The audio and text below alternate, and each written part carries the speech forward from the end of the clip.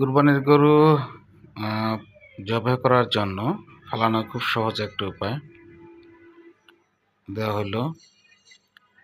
প্রথমে সামনে এবং পরে পিছনের সাইডে ভালোভাবে লক্ষ্য করুন কীভাবে বারটা দেওয়া হচ্ছে। কলার যে দড়িটা সেটা দিয়ে দেওয়া হয়, আর সামনে একজন দড়ি রাখবে। আমরা প্রথমে যেভাবে কুরবানিটা করে দক্ষিণ মুখ করে গরুটা ধরবো, পিছন সাইডটা রাখবো উত্তর দিকে, এতে সুবিধা হবে ফালানোর পর। এরপরে যে কোনো একজন মাত্র টান দেবে, এতেই গরুটা পড়ে যাবে। ভালোভাবে লক্ষ্য করুন। যেহেতু গরু ফালানোটা আমাদের দেশে একটু কষ্টকর, কারণ আমরা হলো প্রফেশনাল না, বেশিরভাগ লোকই আনপ্রফেশনাল। তো আমাদের পক্ষে কুরবানি করাটা খুব কষ্টকর হয়ে যায়।